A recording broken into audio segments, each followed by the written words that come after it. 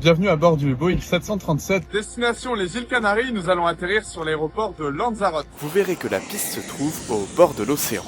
Bienvenue dans le cockpit, après un vol d'environ 3h45 depuis l'Europe, nous arrivons aux îles Canaries.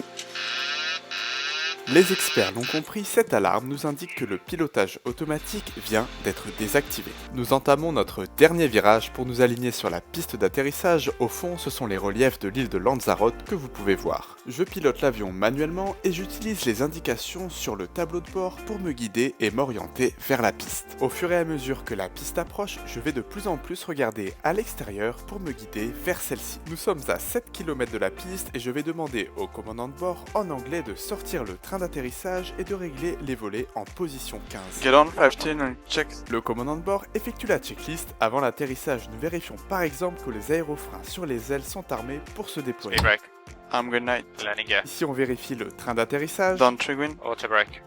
3 set. Et là c'était les freins automatiques sur les roues qui s'activeront automatiquement lorsque celles-ci auront touché le sol de la piste. Ici le commandant de bord va me dire flaps pour voler en anglais et je vais confirmer qu'ils sont bien sortis en position 30 comme prévu. Flaps.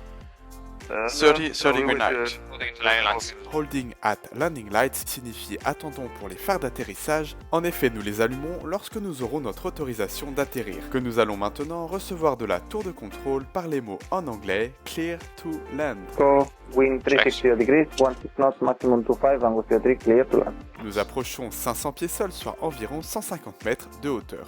C'est ce que l'on appelle la landing gate ou porte d'atterrissage. À cet endroit, nous devons vérifier que plusieurs paramètres sont corrects, tels que notre vitesse qui doit être dans une plage définie. Nous vérifions également notre alignement par rapport à la piste ou encore la puissance sur nos moteurs. Si l'un de ces paramètres n'est pas correct, par mesure de sécurité, nous devons remettre les gaz et tenter une nouvelle approche. Juste avant la piste, dans l'eau, vous allez voir la rampe d'approche. C'est une installation où se trouvent des lumières qui vont permettre aux pilotes d'identifier plus facilement la piste de nuit et par mauvaise visibilité. Regardez bien, voici la fameuse rampe d'approche que l'on aperçoit ici au-dessus de l'eau. Concentrons-nous pour l'atterrissage pendant que nous entendons sur la fréquence radio un autre avion autorisé à s'aligner sur la piste après notre atterrissage.